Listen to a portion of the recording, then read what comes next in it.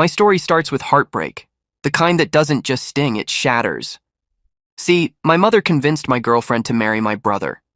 She told her he was stronger, more reliable, a better match. I was gone for just 3 weeks, working hard to build our future. And when I came back, everything I knew had changed. Back then, I was just a regular guy from a small town called Harriston, the kind of place where folks know your business before you do. I was 23, working at the local hardware store, stacking lumber, ringing up nails, and sharing polite small talk with people who remembered me in diapers. It wasn't anything special, but it paid the bills. And I had Leah. She was everything to me. Her dark hair, that laugh that made everything else fade into the background. We'd been together 2 years and I was saving up to buy her a ring. Nothing flashy, just something that said, "You're mine and I'm yours." That summer, I got a chance to make some extra money. A friend lined up a 3-week job hauling hay an hour out of town. It was tough, hot, dusty, and exhausting, but every time I wiped sweat from my brow, I thought of Leah. I called her every night from a beat-up payphone by the bunkhouse. Her voice came through the static, soft and sweet. "Miss you," she'd say. And I'd grin like an idiot, counting down the days until I could come home to her. But what I didn't know was that my mother was counting down too, for a completely different reason. When I finally rolled back into Harriston, my old truck clanking down Main Street, I felt proud, lighter than I had in weeks. I had just enough to open a savings account, maybe even take Leah somewhere nice. I went straight to her place first. It was a little shotgun house, paint peeling off the sides, but the flowers she planted were blooming, like something out of a dream. I knocked. Her mom answered, tight-lipped, like she'd just bitten into something sour. "She's not here, Alden," she said, barely looking at me. "You should talk to your family." My stomach dropped. I jumped in my truck, dust flying behind me, and drove home, only to walk straight into a mess. My mom, Margaret, was in the kitchen barking orders at my brother Jordan like she ran the army. He was leaning against the counter, tall and smug, with that grin I always hated. That's when I saw it. A ring. On his finger. Gold. Cheap. But familiar. "Where's Leah?" I asked, my voice harsher than I meant. Mom turned, wiping her hands on a towel like I was just some stray thought. "She's with Jordan now, Alden. They're engaged. It's done." The room spun. I looked at Jordan and his grin just widened, like he'd won some grand prize. My fists clenched. "What the hell are you talking about?" I asked, stepping toward him. "Calm down," Mom snapped.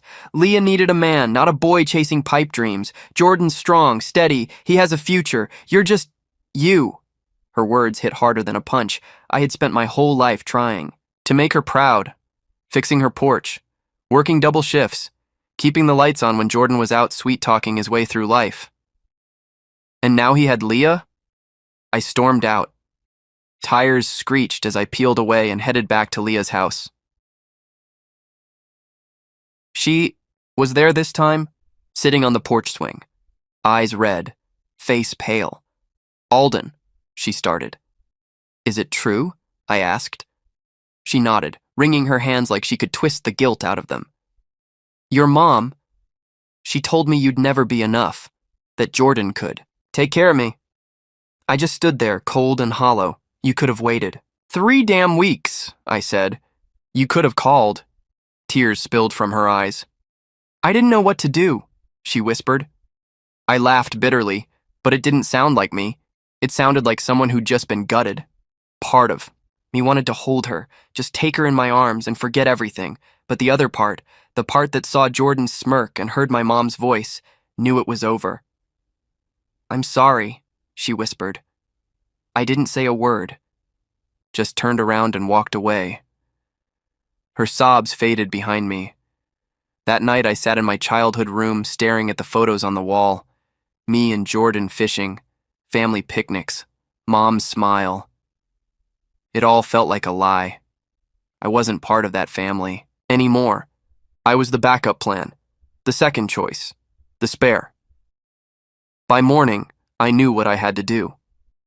I stuffed some clothes and my toothbrush into a duffel bag, grabbed the last $50 from my hay hauling job, and walked downstairs. Mom was knitting like nothing had happened. "Where are you going?" she asked, not even looking up.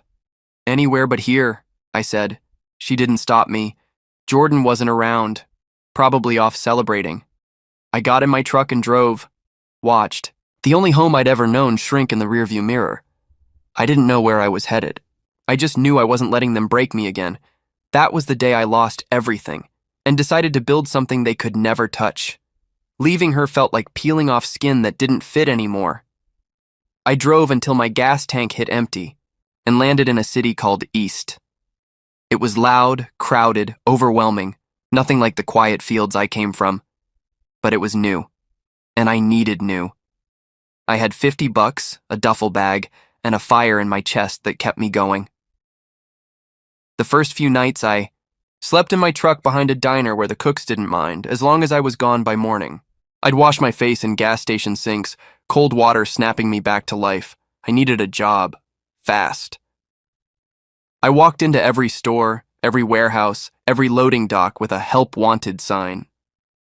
My boots were dusty, my jeans faded. Most people just glanced at me and said, "We'll call you." But they never did. Finally, I landed a job at a warehouse loading crates, $10 an hour. Brutal work.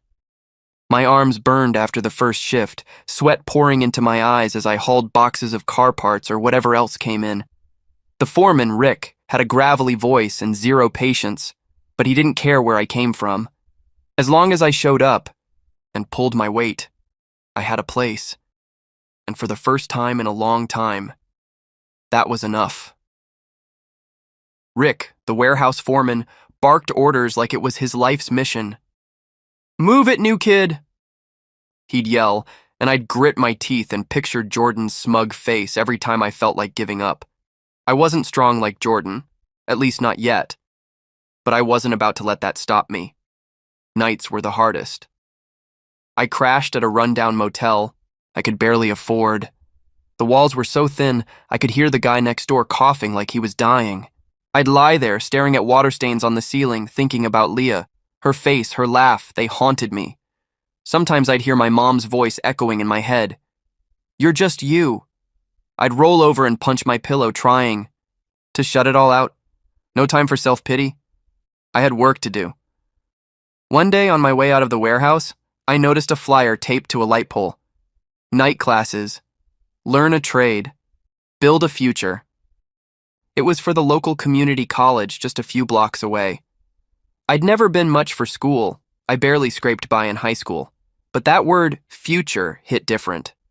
I signed up for a basic computer class, figuring it couldn't hurt. That. First night, I sat in a room full of tired people like me, worn down, quiet, trying to make a change. The teacher, Mr. Hayes, was a wiry guy with glasses always slipping down his nose.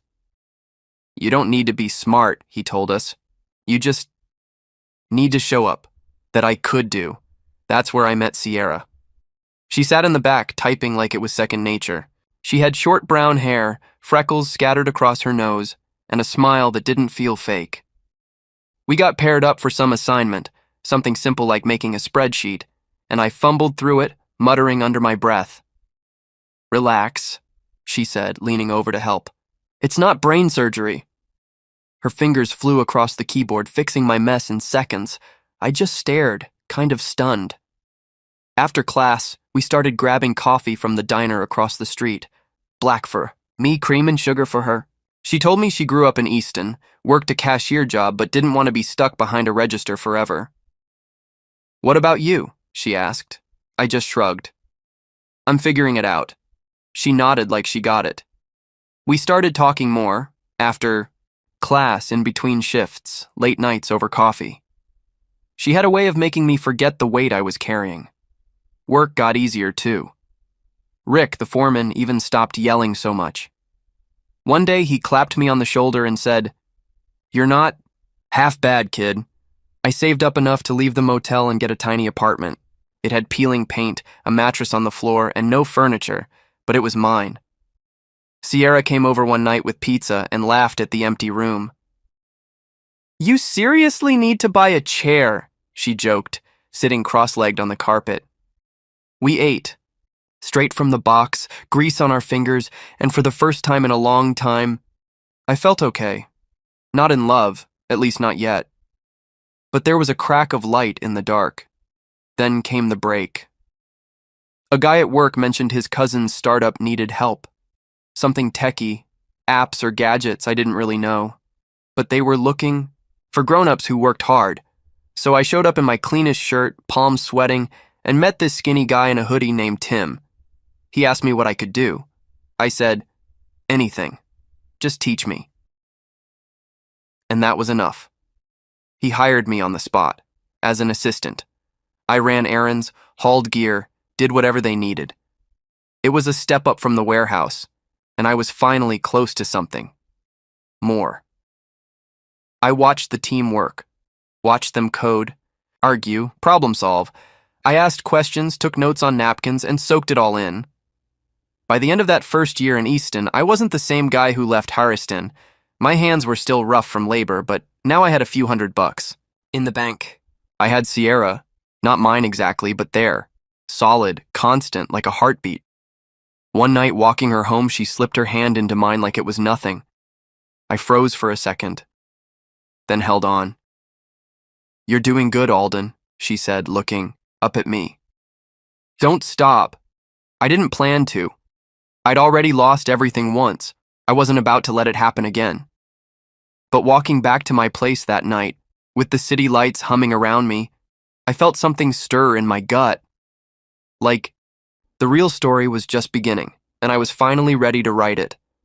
And that's how it started, me climbing, one sweaty step at a time.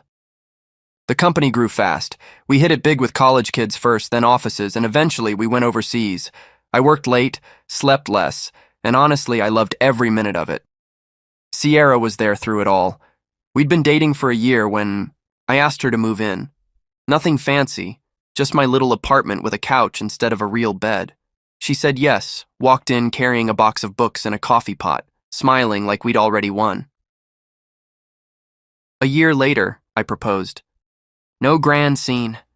Just us out on the fire escape, city lights flickering below. The ring took me 6 months to save for. She cried, nodded. That was it. We got married at City Hall. She wore a white dress she found on sale. I wore a suit that pinched at the shoulders. No big crowd, no drama, just a couple of co-workers and her sister taking pictures. I liked it like that. Simple. Quiet. Soon after, she got pregnant. 9 months later, we had Maya, tiny, loud, and already dotted with Sierra's freckles. 2 years after that, we had Eli, chubby cheeks and little fists that never stopped moving. I'd come home bone-tired, and those two would climb all over me, giggling.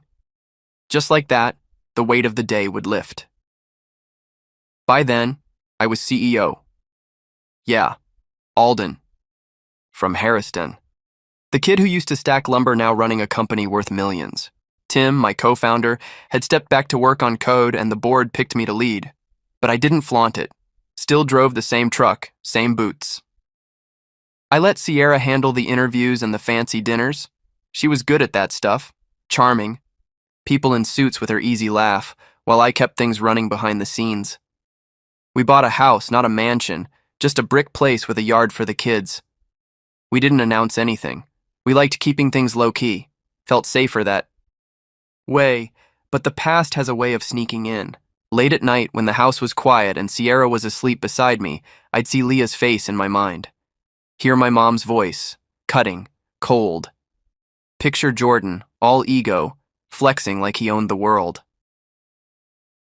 I kept a box in the back of the closet, old. Photos. A letter from Mom I'd never opened. A picture of me and Leah at the county fair, her head resting on my shoulder. Sometimes I'd pull it out, stare for a while, then shove it back in. Sierra caught me once, asked what it was. I said, nothing. She didn't press, but her eyes told me she knew. We were happy, me, Sierra, the kids. But I wasn't whole, not completely. I'd built this life, brick by brick, and it was good.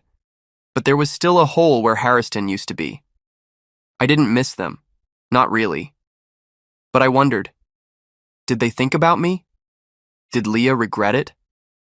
Did Mom even care she lost her son? I'd push the thoughts down, lose myself in Maya's crayon drawings or Eli's baby babble. But they lingered. Then came the call. I was at my desk, papers spread out, when my phone buzzed. Unknown number, Harriston area code. I almost didn't answer, but something made me pick up. Alden, said a voice. Gruff, familiar. Uncle Peter. Your dad's gone, heart attack, funeral's Saturday. My throat went dry. Dad hadn't been perfect. He mostly stood in the background while Mom called the shots, but he'd never cut me like she did. I said I'd be there and hung up, just staring at the wall. When Sierra came home with the kids trailing behind her, she knew something was off right away. What's wrong? She asked, setting Eli down. I told her, just flat, like I hadn't processed it yet. You don't have to go, she said, hand warm on my arm, but I shook my head. I do, not for Mom, not for Jordan or Leah. For Dad. Maybe. For me. That night, I couldn't sleep. I got up, dug, out the box again. The letter from Mom was still sealed, postmarked a year ago. I opened it. My hands were shaking. Alden, come home. We miss you. Jordan and Leah are struggling. Help us. No apology, no warmth. Just a demand. Like always, I crumpled it and threw it away. They didn't get to need me now. Friday, I packed a bag. Just a suit and a tie, nothing flashy. Sierra hugged me tight at the door. Maya clung to my leg. Be careful, Sierra said, searching my eyes. I will, I told her. As I drove away, the kids waved from the porch and I felt that old ache in my chest. Harriston was calling me back. I didn't know what I'd find, but I knew one thing for sure. I wasn't that broke, scared kid anymore. Whatever was waiting for me, I'd face it standing tall. The church lot was full, cars lined up like soldiers, and folks in black milled around quietly, voices hushed. I parked in the back, took a long breath, and stepped out. Heads turned. Some old neighbors, a few cousins I hadn't seen in over a decade. No one said much. To them, I was a ghost. Inside, the place was packed. The air thick with flowers and whispered prayers. I slid into a pew near the back, next to a guy I half remembered from high school. Then I saw them, up front like royalty. Mom, Jordan, and Leah. Mom's hair had gone gray, pulled into the same tight bun, her face sharp as ever. Jordan looked stuffed into his suit, bored already. Leah had faded, thinner, her eyes dulled, hands knotted in her lap. Life hadn't been gentle, but I didn't feel sorry. Not yet. Margaret Carter, my old Sunday school teacher, leaned over and whispered, They stuck you back here, huh? Typical. I gave a half smile and kept quiet. I saw Mom's eyes scan the room, but they didn't find me. Jordan muttered something to Leah. She nodded like a wind-up doll. They thought I was still nothing. A broke ghost crawling back for crumbs. Let them. The service began. The preacher droned about Dad's life, how he loved his family, worked hard, all the usual. But I barely listened. Dad had been a quiet man. Always let Mom run the show. Still, he taught me to fish. Picked me up after bike crashes. He didn't stand up for me, but he never tried to break me either. I wondered if, in the end, he'd tried to make peace. Then Uncle Peter stood up, cleared his throat, and held a folded paper in his hands. Alden, he said, his voice carrying through the room, your dad wanted you to read this. Every head turned. Whispers swirled. Mom stiffened. Jordan frowned. Leah finally looked up. I stood, my legs steady. Walked that long aisle, feeling the floorboards creak beneath my steps. Peter handed me the letter and clapped my shoulder. I looked out at the room, at faces from another lifetime. Dad's handwriting stared up at me, slanted, unmistakably his. To my boy, Alden, I read. My voice low but steady. I wasn't the father you deserved. I let things happen I shouldn't have. But I watched you from afar, heard what you made of yourself. You built a life from nothing. I'm proud. I'm sorry I didn't say it sooner. My throat tightened. But I kept reading. You're stronger than I ever was. Don't let anyone tell you otherwise. The silence was thick. I looked up. Mom's face had gone pale. Jordan shifted in his seat, jaw tight. Leah stared at her lap. I could have stopped there, but I didn't. I brought my family with me, I said, loud enough for everyone to hear. Sierra, kids, come up. Footsteps echoed. Sierra walked down the aisle, Maya and Eli beside her. She wore a simple black dress, hair pulled back. The kids looked sharp. Maya in a little skirt, Eli in a too big tie. They reached me, and Sierra brushed her fingers against mine. I turned back to the crowd. This is my life, I said. This is who I became. You could have heard a pin drop. Mom's face drained of color. Jordan's jaw opened slightly like he didn't know what to say. Leah blinked like she was waking from a long sleep. I folded Dad's letter and slipped it into my jacket. That's all. We sat back down. Sierra laced her fingers through mine. Maya leaned in and whispered, "Was that okay, Daddy?" I nodded, too choked to answer. The rest of the service blurred. Hymns, prayers, a line past the casket. I didn't move. Just watched Mom twist her handkerchief, Jordan stew in silence, and Leah glance at me when she thought I wouldn't notice. When it ended, the rain had finally come. People hurried out, umbrellas snapping open. I stood under the awning with Sierra, the kids laughing at a puddle. I figured that was it. I'd said my part. Time to go. But then I saw them, Mom, Jordan, and Leah, cutting through. The crowd, coming right for me. My heart knocked against my ribs. I squared my shoulders. Whatever they had to say, I was ready. The rain tapped a slow rhythm on the roof above. Sierra stayed close. The kids kicked water around a drain. Mom got to me first. Her dress soaked at the hem, her eyes sharp like always. "You should have told us you were coming," she said. Not a hello, just that tone, like I'd interrupted her schedule. Jordan stood behind her, arms crossed. Leah lingered, holding an umbrella like a shield. "I did tell you," I said evenly. "Didn't think you'd care." Mom's mouth twitched. "Of course we care. Your family." She glanced at Sierra, at the kids, then back at me like she was trying to fit me into a picture that didn't make sense anymore. "What's all this? The suit, the wife, the children." I let the question hang in the rain.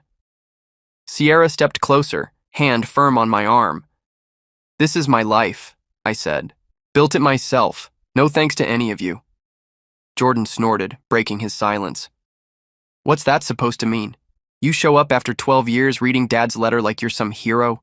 You think you're better than us?" His voice still had that bite, that edge he used to keep me small. "Where were you when I needed you?" I said, meeting his stare. "You took everything. I was out in the cold while you got handed the keys." He flinched, barely. But I saw it. Mom jumped. "And that's not fair, Alden.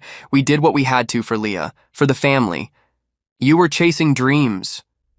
"No," I said, my voice steady. "You stepped on me, Mom. You pushed him to it. You told Leah I'd never be enough. You handed her over like I was trash. Don't dress that up and call it love." That's when Leah finally spoke. Tired cars lined the lot. People in black milled around, their voices low. I parked way in the back, took a deep breath, and stepped out. Heads turned, old neighbors, cousins I hadn't seen in years. But no one said anything. I was a ghost to them now. Inside, the air was thick with flowers and murmurs. The pews were full. I slipped into a seat near the back, next to some guy I vaguely remembered from high school. Then I saw them, Mom, Jordan, and Leah, sitting up front like they were royalty. Mom's hair was grayer now, pulled tight in that same old bun. Her face still sharp, unreadable. Jordan looked even broader, his suit straining, bored out of his mind. Leah had thinned out, eyes dull, hands folded in her lap. Time hadn't been kind, not that I felt sorry. Not yet. Mrs. Carter, my old Sunday school teacher, leaned over and whispered, "They stuck you back here, huh? Typical." Margaret. I gave a small shrug, said nothing. I felt Mom's gaze sweep the room, but she didn't spot me.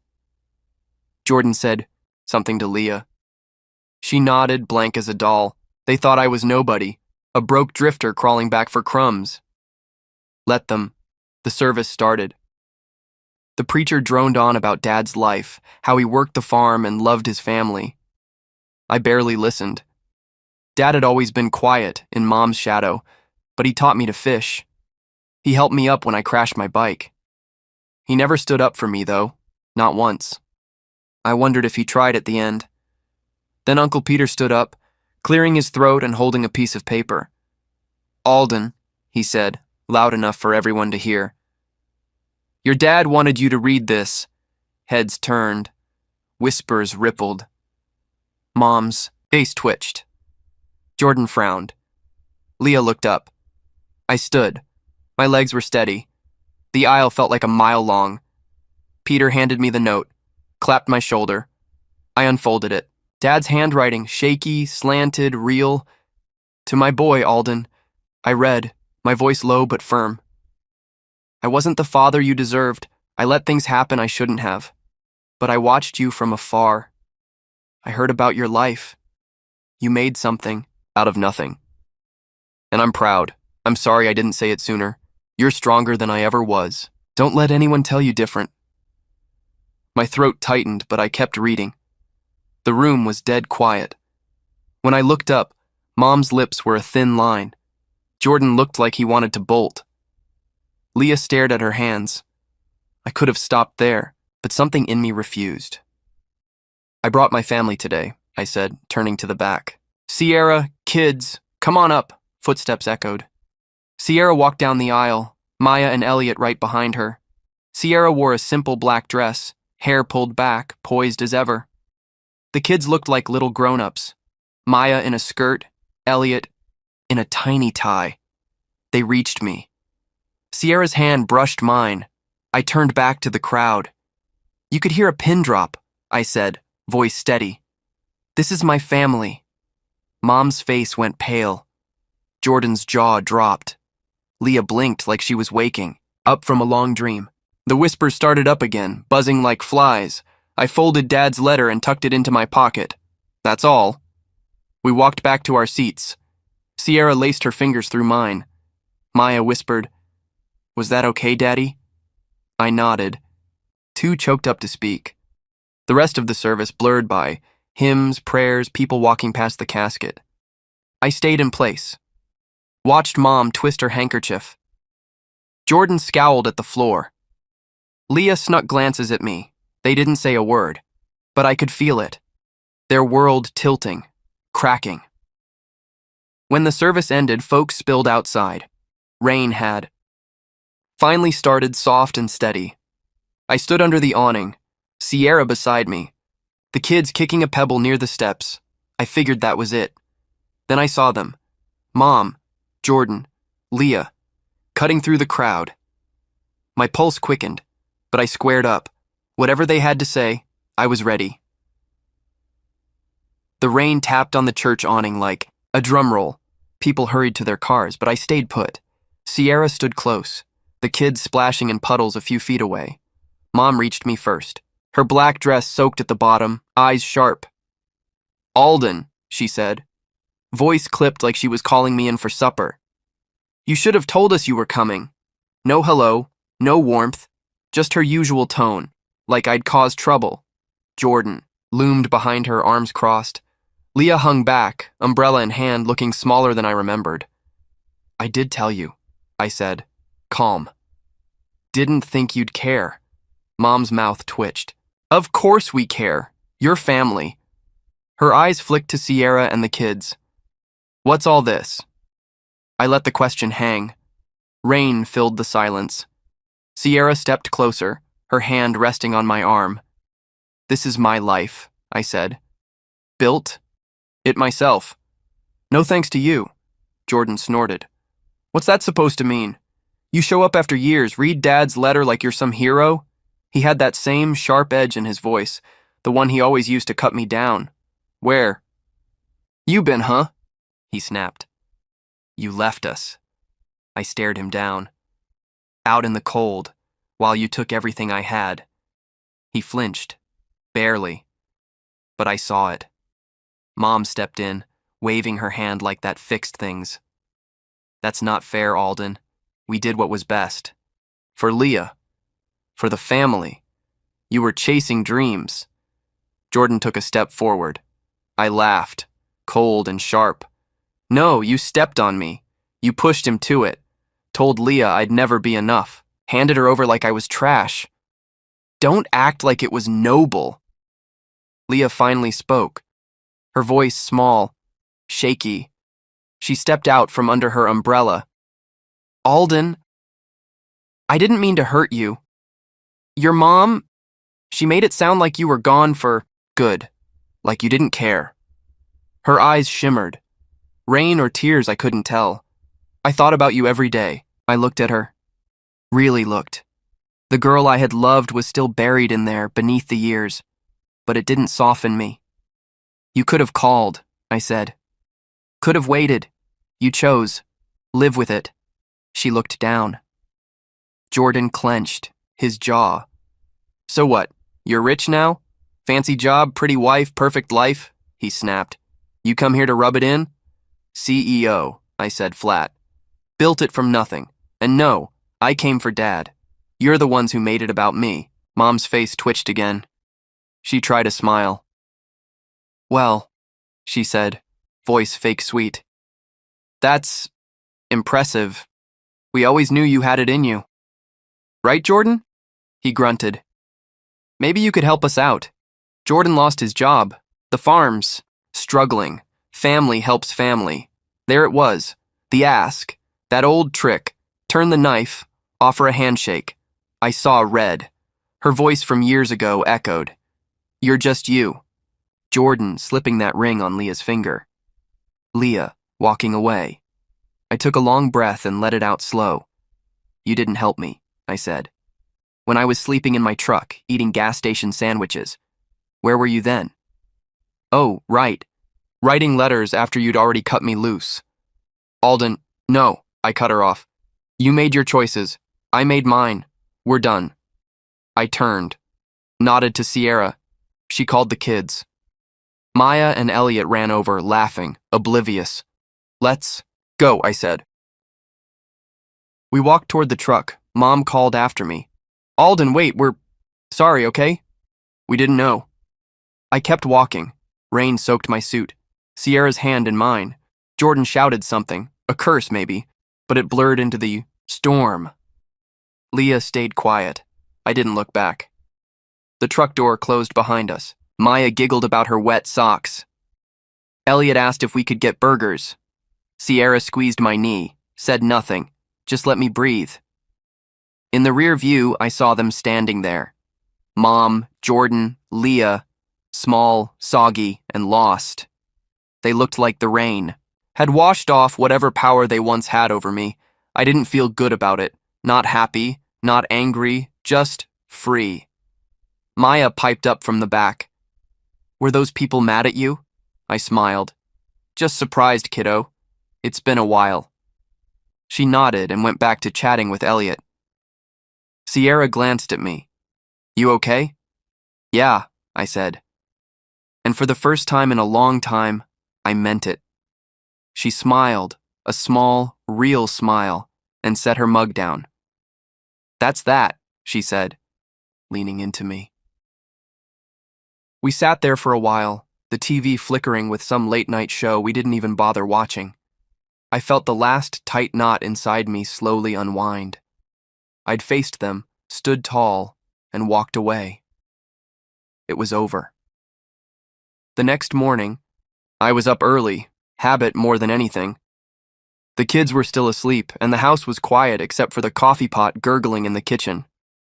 I went to the closet and dug out that old box I'd kept for way too long. Photos spilled out, me and Jordan with fishing poles, Mom at a picnic, Leah laughing at the fair. I flipped through them, bracing for the sting, but it never came. Just faded memories like the worn paper. Then I saw the crumpled letter from Mom, the one I'd tossed back in Harriston. I'd grabbed it before we left and shoved it in my pocket. Why, I don't know. I smoothed it out and read it again. Come home. We miss you. Help us. Same old song. But there was something else, tucked inside the envelope. A smaller note I'd missed. Dad's handwriting, shaky and faint, like a tribute. Alden, I left you the old watch. It's not much, but it's yours. I should have given you more. Forgive me. My breath caught. The watch, beat up silver, the one he'd worn every day. I never saw it at the funeral. Guess Mom kept it hidden, or maybe Dad did. I sat there turning the note over in my hands. Dad hadn't fought for me when he was alive, but he tried in the end. It wasn't enough to fix everything, but it was something. I tucked the note back in the envelope and slid the box under the bed, out of sight, not gone. Maybe someday I'd get the watch. Maybe not. Didn't really matter right now. Sierra came, down with messy hair, a loose rope holding it back. You're up early, she said, pouring coffee. Everything okay? She asked. Yeah, I said, and this time, it was true. Want to take the kids to the park later? She grinned. Only if you push the swings. Deal. That afternoon, we went to the park down the street. The sun was breaking through the clouds. Maya squealed as I pushed her high, Elliot toddled after a butterfly, and Sierra laughed sitting.